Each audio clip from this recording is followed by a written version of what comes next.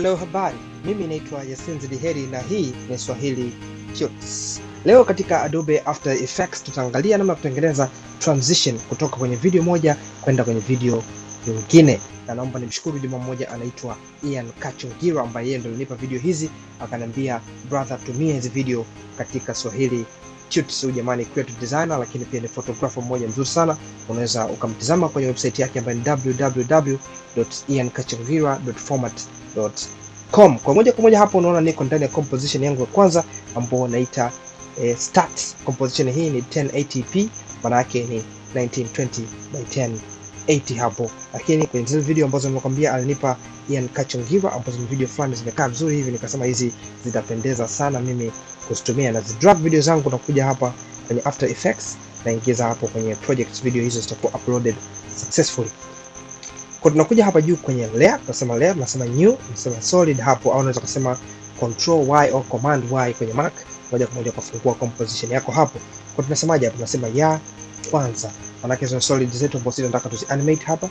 Hakikisha hapa kwenye solid hapo umeweka 270, au unaweza kusema kwa sababu ilikuwa ni 1080, basi unaweza kusema 1080 gawanya kwa 4 hapo, moja kwa moja utapata ile 270. Tutasema okay.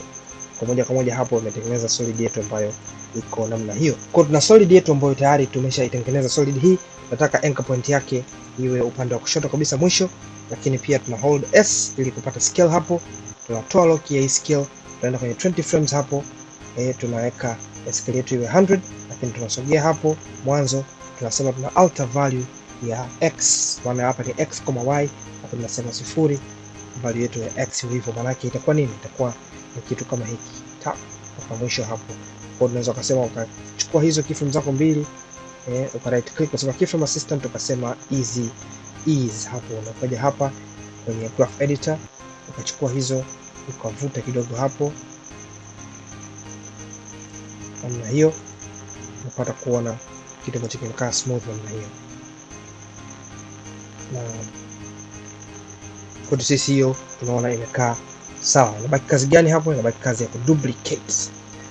Kwa tunafanyaje hapo? Tunakuja zetu kama hapo hivi, tunasema hii position yake tuiweke hapa juu. Kwa hiyo tu arrange kwanza hii ikae vizuri hapo juu, alafu sasa tufanye kazi ya kuduplicate pamoja na kuziweka zikae vizuri. Tunataka ziwe kama 4 hivi, kwa sababu tu divide kwa 4, maana yake tutakuwa tuna solid zetu 4 ambazo zitakuwa zimejaa screen yote. Tunasema control D, control D, maana yake tutakuwa na hizo 4. Kwa tunazo position sisi wenyewe tunapoona imekaa sawa. Kwa tu position afu tunarudi.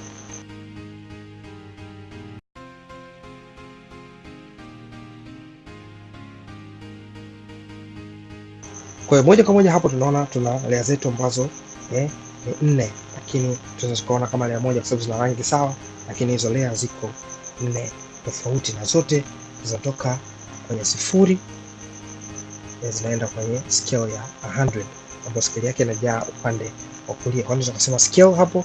Tukaona hizo, tukaja labda mpaka hapa hivi, kama hapo hivi, tukachukua hizo zote tukaselect hiyo hapo kwanza mpaka ya mwisho hapo, tuka hold alt na square bracket ya upande wa kulia tap, maana yake tunakata hizo hapo. Tunakuja tuna right click, tunasema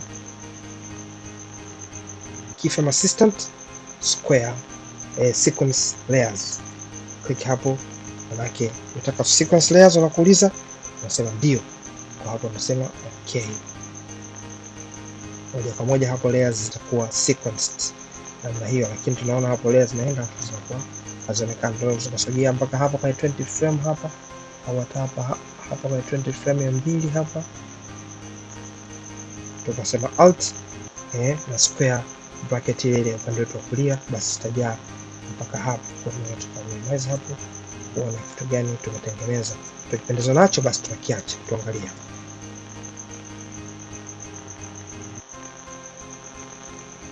Na mpaka sasa tumetengeneza sequence hizo ya layers na kuja zina scale in. Tunaziona hapo zinakuja kutengeneza style fulani ambayo ni nzuri kidogo namna hiyo.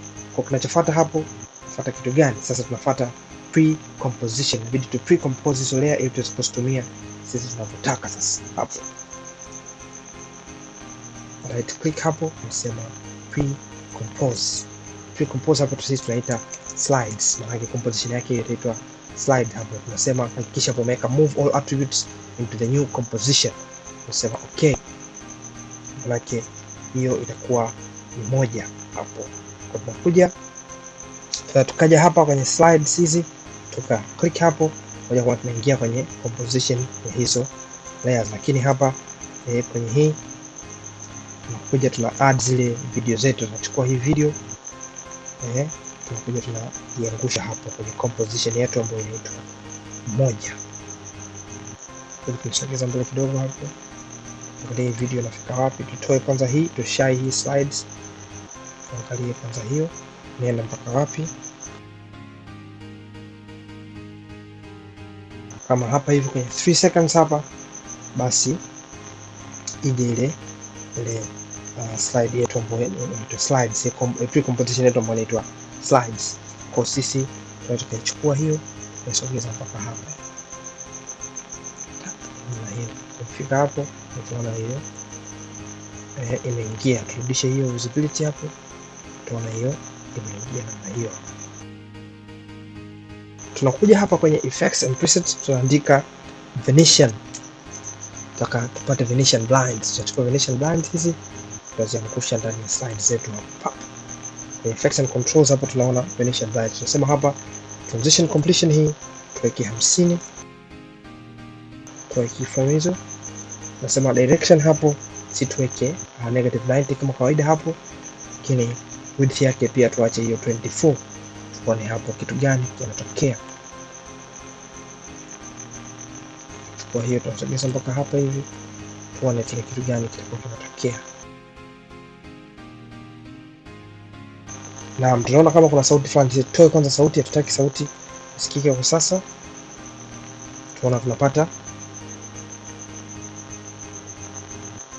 na screen yetu inajaa hiyo mistari ambayo imekaa namna hiyo.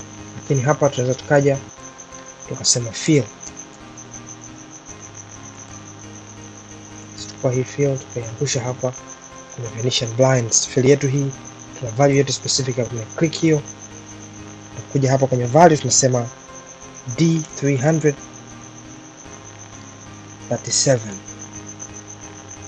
Hiyo ndio value ambayo sisi tunaitaka. Tunaona itofautiana sana na ile ya mwanzo, kwa tunaweza tukaiweka au tunaweza tukaitoa. Kwa hapa tunaona tuitoe tu, sababu moja kwa moja katika solid kule tulitengeneza rangi ambayo sisi tunaona iko sawa. Haya, kwa tunakuja hapa, baada ya hii kuingia tunafuata nini? Tunafuata layer ya juu ambayo nayo inaingia. Kwa tunasema control D kwenye hiyo slide yetu hapa. Sema control D, tunakuwa na slide yetu nyingine. Tunasogeza kidogo kwa hapa hivi. Alafu hii tunafuta hiyo Venetian blinds, maana itaingia namna hiyo.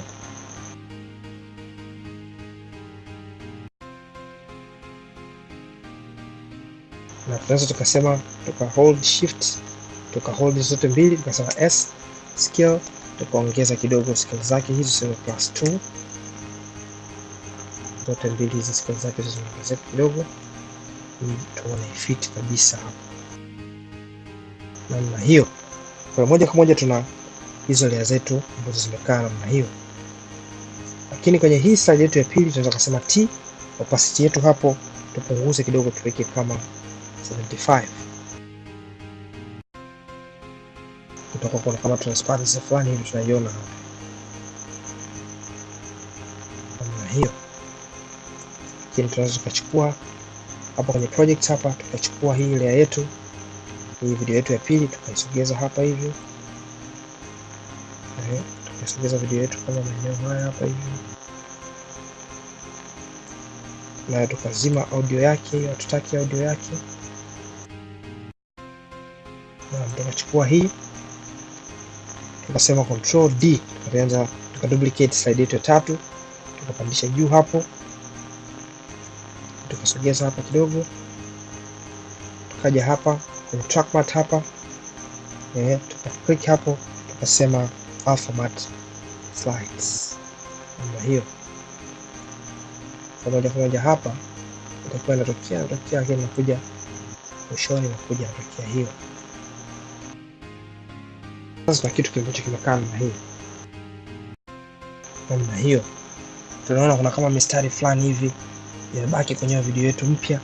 Kwa nini? Ni kwa sababu hii slide yetu hii ina Venetian lines. Kwa tunakuja hapa kuja hapa kwenye slide yetu hii. Kwa tunakuja hapo kwenye slides hapo tunasema T, opacity yake sisi tunaweka 100 ili tuepuke na hiyo mistari hiyo. Tu plain kabisa hapo. Kwa tukiklik hapo tukiplay tutaona kuna kitu kama hiki. Kwa hapo scene yetu ya kwanza inatoka inaingia scene yetu ya pili, technique ndogo kama hiyo. Alafu tuendelee sasa kuandika yale maneno yetu ambayo sisi tulikuwa tumeweka pale, cool hangouts. Kuja hapa kwenye layer tunasema new, sema text, sema tuandika hapo cool hangouts.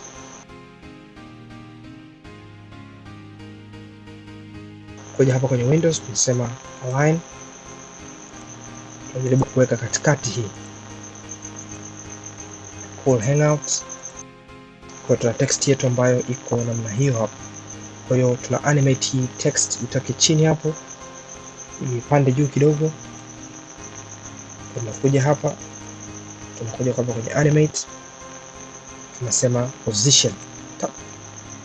Kuja kwenye position hapo, range selector hiyo tunafungua hapo, tuna offset hiyo position yetu. Kwa tukasema control R kupata rulers hapo, tusogeza hizo rulers kwa taa hiyo hivyo. Tunakuja hapa kwenye position, tunasogeza hiyo chini hapo hivyo. Click hapo kwenye end, tusogeza nyuma kidogo kama hapo hivyo. Na tunapeleka hii iwe ni 0. Sogeza mbele kidogo kama hapo hivyo. Select hizo keyframes zetu, na right click, tunasema keyframe assistant, tunasema easy ease. Namna hiyo. Tubadilishe position hapo maana tumekosea kidogo. Tuangalie sasa tuna kitu kimekaa namna gani.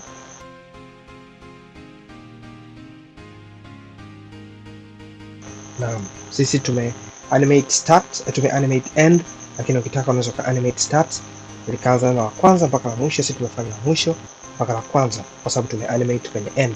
Kwa hiyo tunafanyaje hapo? Hatutaki ya maneno yaonekane muda wote, na maneno yawepo pale tu ambapo tunahitaji sisi. Kwa hapo tunaweza tukachukua solid layer yetu hapo, tukachora hapa hivyo na hiyo.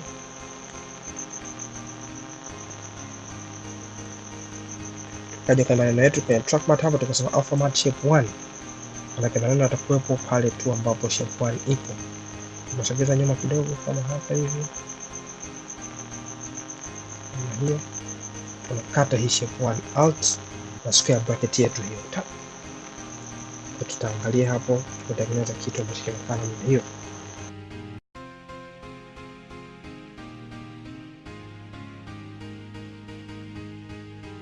Bila shaka utakuwa umejifunza technique 2-3 ndani ya tutorial hii. Mimi naitwa Jifunze na hii ni Swahilituts. Usisahau kusubscribe, kulike na kushare video zetu. Mpaka mara nyingine, tuendelee kuwa wabunifu.